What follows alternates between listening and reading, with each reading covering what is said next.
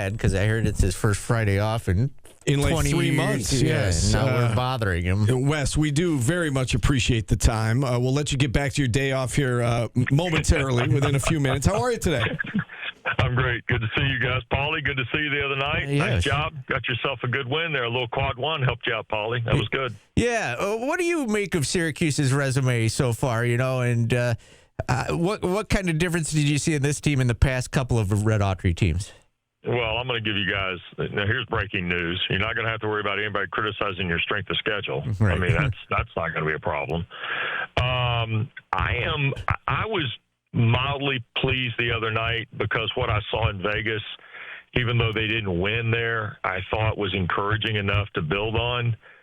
And I would think if I'm a Syracuse fan of any kind of standard or ilk that I came away from Tuesday night thinking, you know what? This is a win that they can use in a lot of positive ways and build on till they get to the ACC. And now all of a sudden, the whole dynamic of who you are changed the other night. And it was funny because I talked to, you guys know Brendan Marks that writes for The Athletic. I'm sure he's been on your show. Yep. Brendan is terrific. And we were talking about almost every team in the ACC yesterday in a conversation. And he said, well, Syracuse's whole dynamic changed Tuesday night. And I think there's a lot of truth in that. Now, some of that has to be, it's like the old golf game skins, right, where you got to validate. Like if you make a birdie and win a hole, you got to validate it on the next hole, right? So here's kind of where the onus falls back on what your bigger picture question is, Paulie. If this team is who we think it is, then what is it, St. Joe's on the 11th in a week from last night or something? That's right. Is that right? Yep. Okay, so St. Joe's next Thursday night, you got to win the game. You see what I mean? You can't have like when you beat a top 25 team at home and get a quad one win, and it's your best win in a really good schedule strength, as we said a moment ago, you got to build on it. And I think that's the next challenge this team has.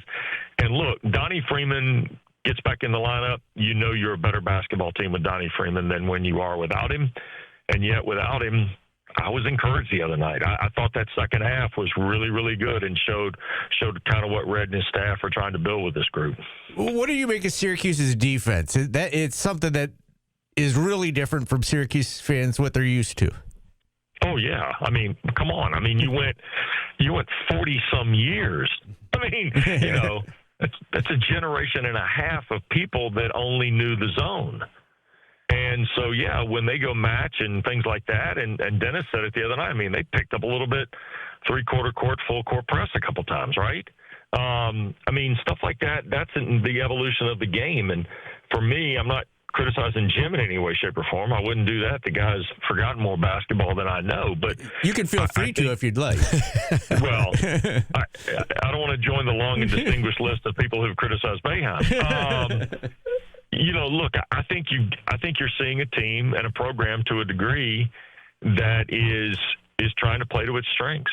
And, I liked what I saw offensively the other night. Now, there's some bumps with everybody because all these teams are new every year, and that's just the way college basketball is. But defensively, I thought they were pretty good. I thought Sadiq White and William Kyle in particular were really good defensively. And that was a awfully encouraging thing for me to see, especially at the post. I thought what Kyle gave you around the basket the other night was really important. Yeah, he's been a difference maker on both ends of the court. It's certainly a big win for the program, that victory over Tennessee. It's a big win for Adrian Autry, let's be honest. And, year Sure. 3 under Adrian, and, some fans have been getting on him, certainly in the offseason, and it felt like a make-or-break year.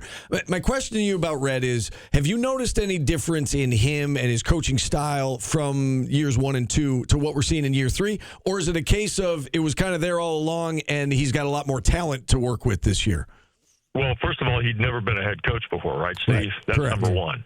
So, it's funny, I just had this conversation with John Shire in October in a piece that's going to air, I think, sometime in January or February, in one of our conversations things we're doing for ACC Network. I look at those guys that move that chair over, and nobody really understands that transition until you go through it. So there are a lot of things that have to, number one, you become the CEO. You're no longer like the vice president of development or the vice president of finance or whatever. You're now the guy that runs the company. And so you have to do a lot of things. One, you have to learn to be a good delegator. You have to be a listener. You have to find consensus and discussion.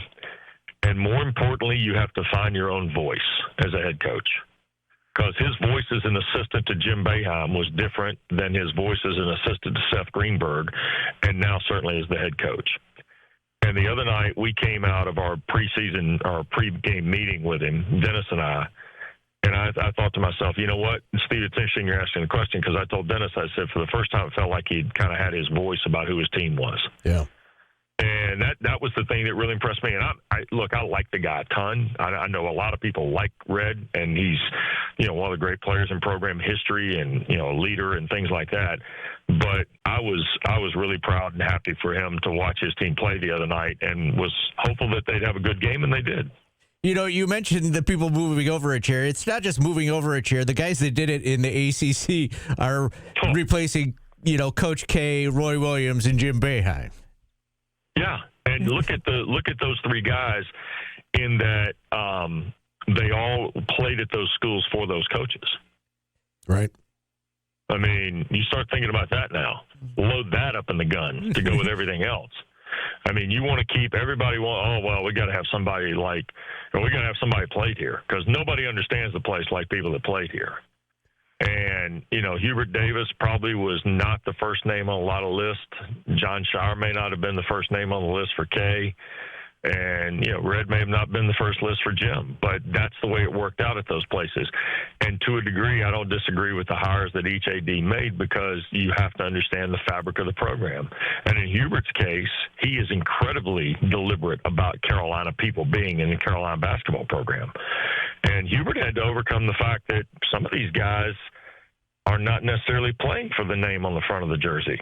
I mean, college basketball has kind of become, very centralized in some respects to dollars and cents, right, guys? And, so Hubert had to understand, and he and I talked about it in the piece that ran, right before the season started. I got to know who you are. And he said, that's my challenge. I got to get over the fact that, this is a different time and space, but you can still have some old school values. I think Red had a lot of those. I think John Shire has a lot of those. And it's going to be fun to watch these teams. Now, you know where Duke is, you know where Carolina is, and I think we're going to find out where Syracuse is. I mean, I'll be back up there New Year's Eve for the Clemson game, and I'm kind of excited to see the game, because I thought Clemson showed themselves pretty well the other night, and they lost to Alabama and Tuscaloosa. So, we're on a pretty good setup for the first weekend of the conference for sure with those two. Yeah, and we saw the SEC Challenge go pretty well for the ACC, right? Last year they were 2-14. Yeah, right. We're playing ball. Yeah. The first day went great. They still finish up, winning 7, losing 9 to the SEC. That's a good sign, heading into conference play and as we creep closer to March. What do you make of the ACC, I guess, as a whole? It seems like it's a little stronger this year than it's been. And, what do you think the potential is in terms of, I know it's early with bids and whatnot, but do you think that the committee will take this into account, the strong non-conference, and potentially give the conference some more bids come March? Yeah, I think they have to. I think the critical piece is that you came through this November part where really nobody pays attention to college basketball on the whole. Let's be honest, right? They're, encompassed with college football. They're encompassed with the NFL and things like that. So all this stuff that happens at these MTEs or that the players, deal in Vegas and Maui and the Bahamas and Orlando and every other port of call where they stage these MTEs, I think you have to kind of dissect the numbers, because you really don't know the teams. You build this net, and again, let's not ever forget it's an NCAA tool that they use, and they're not going to give us the secret sauce on it, and that's fine. But when you look at the first one, the one that came out on Monday had 10 teams in the top 60, right? That's great. Yeah. And I think we have, yesterday, I haven't looked at the one this morning, but yesterday we had 8 in the top 50, I think. And Syracuse had moved from, I think, Tuesday when the game started, they were 90-something, and yesterday they were like 58, maybe 61, something like that.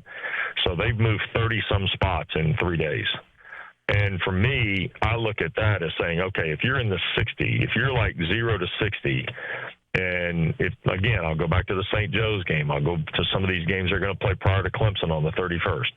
What do we have on December 31st? When we put the ball in the air on some of those league games on December 31st, how many teams in the top 50 or 60 does the ACC have? Because really that's going to be our group to start with. And then how many teams is that? So let's say we have 8, okay, just for this discussion. If we have 8, then that's our list that we're going to work with. Yeah. Does that make sense? It does. Because, yeah, the league is – every league, okay, contrary to popular belief, not every league is going to be great 1 to 16 or 1 to 18. There are going to be some bad teams in those leagues, and that's where you got to start picking apart the schedule. Hypothetically, BC had the ball and a chance to beat LSU the other night, right? That would have been a great win for the ACC had Metarola and the Eagles pulled that off, because right now BC, Georgia Tech, Pitt are at the bottom of the net as it relates to ACC schools. So anytime one of those schools wins a non-conference game against the Power Four, like LSU, or Georgia Tech had a chance against Mississippi State for about 5 minutes, that would have been great. That would have been great for the league. Right. That's what I mean by those 8. Those 8 have to be able to carry the water. I like Louisville. I like Duke. I like Carolina. I'm going to hope that NC State starts guarding people. I'm going to go with Virginia. I'll put Syracuse in that group for the time being. Even though they lost at Vanderbilt, I think SMU might be pretty good. I'm going to keep an eye on either Stanford or Cal making a move, by the way, guys, in this group. This Corey kid out at Stanford has come in as a freshman and really torn the roof off of it from a scoring perspective. Cal has beaten UCLA. I mean, that's a pretty good win for Mark Madsen. So I'm encouraged by kind of what I'm seeing. I'm concerned about Wake. I'm concerned about Pitt. I think Miami will be fine eventually. We'll see. I'm more optimistic now than at any point I was last year about where the league is, for sure. Wes, you talked about most people are worried about college football right now. So let's just touch on college football for a moment, if we could, while we still have you. The ACC title game is obviously a mess. It's been well documented the last couple of weeks, sure, with Duke finding a way to get into the ACC title game. Do you think the conference moving forward, the simple solution would be, highest ranked team wins the tiebreaker, and now you got Miami against Virginia instead of Duke against Virginia. Do you think they will make that change moving forward, given what happened this year with the 6-way tie? I hope so. Now, when they wrote this, I went back and talked to some of the people involved to make sure I had my timeline right. They put the tiebreaker in May of 23. That's when the football coaches and the ADs met at the spring meetings, and then it was announced in early September of 23, right? Well, what else happened in early September of 23? We added 3 more schools to the league, right? Right. So that tiebreaker policy has kind of withstood the expansion of 3 more football teams to make it 17. Look, there are other leagues. Now, there are other Power 4 leagues that have similar tiebreakers, guys. So it's not like the ACC is this outcast. The ACC situation nationally has been regarded as chaotic. And some of it is. There's no question about that.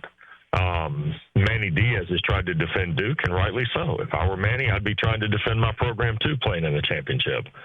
And the losses they've taken have all been to teams that have had good years, but they've taken 3 losses in the non-conference. For me, I think the ACC has to redo the tie-breaking scenario. I think, Steve, to your point, it has to be head-to-head, 1, and then 2 is the college football playoff ranking. If we're going to have the expanded field, we might as well use it as our strength, right? Yeah, right. And just help let it break the ties for us. And I think the other thing, too, is, and my friend David Pollack put this out on social media the other day, the mission of the college football playoff has to be clearly transparent to the vote, to the public, and I'm not sure it is right now, because the mission is to pick the 12 best teams, not justify 12 teams going. And I've heard more justification by the committee in 3 weeks than I care to at this point. And I'm concerned that the committee itself is not living up to the mission that was originally put forth. They act like they are, but I'm hearing more, well, this team did this and we think this, or we're justifying. No, you're not putting the best teams in. We've all got numbers, and I'm sure you guys have seen them too. Miami deserves to be in. Notre Dame deserves to be in. They both deserve to be in. If Texas Tech beats BYU senseless tomorrow, I think both are going. I mean, I really do. And, if Alabama loses to Georgia, hey, Alabama, I'm sorry. I think we pulled this event off without you last year, and we're getting ready to do it again. Just because you're by God Alabama doesn't mean you have the carte blanche birthright to go every year. I'm sorry. It just doesn't work that way.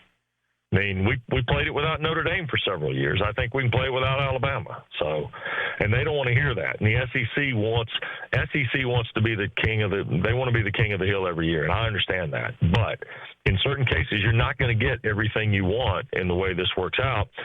And I think the ACC deserves a spot at the table, whether it's Miami or Virginia or both tomorrow afternoon or Sunday when they name them at noon, I guess. What happens if they don't get that spot at the table, Wes? Oh, Paulie, I don't know. It's going to be a long recovery, and it's going to take some national rehabilitation by the ACC. And the league is going to have to do it. It's not going to have to be. I mean, the coaches are already aware. I would tell everybody to look at David Hale's article today on ESPN.com. It's a really, really thoughtful process, and I think it's been retweeted by several people too. But it's a really, really thoughtful article on and incredibly well reported on his part from athletic directors and former coaches and people about where the ACC is with football, the funding in the sport across the board, and now if this happens, what does it mean? And it's not good. It's not good at all. And a lot of people are going to be brought to the forefront on why this happened. And, there'll be some ramifications to it, I'm sure. I'll be as interested as anybody else to see what they are. Wes, real quick, I just want to get your thoughts on Fran Brown and the Orange as we wrap things up here. This season went south in a hurry after Steve Angeli got hurt. How much of it do you pin on that injury? How much of it was other stuff in your mind? I had them twice. Obviously, the Duke game at home and then on the road at SMU. I understand the dynamics of the Angeli injury, Steve, but it can't be all that. Right. What happened there can't be just Steve Angeli going down with an injury. And let me be the first to say, and Paulie, you've heard me say this before, I don't know who is good in recruiting or not. I've never followed recruiting because I got a piece of advice a long time ago that if somebody finds out you follow recruiting, they'll bug you about it 300 days a year. So whether they had a good recruiting class or not, I'll leave that up to like Tom Luganbill and Craig Harvard and people like that. For me, I feel like Fran's team was close. I think they had plenty of offensive talent. I think they had defensive talent.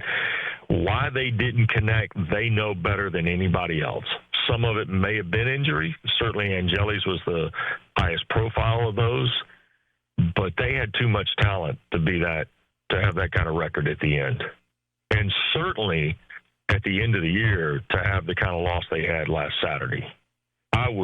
I thought that game was going to be close, and to see what the number was at the end, to be honest with you, I was pretty shocked at the final score against BC.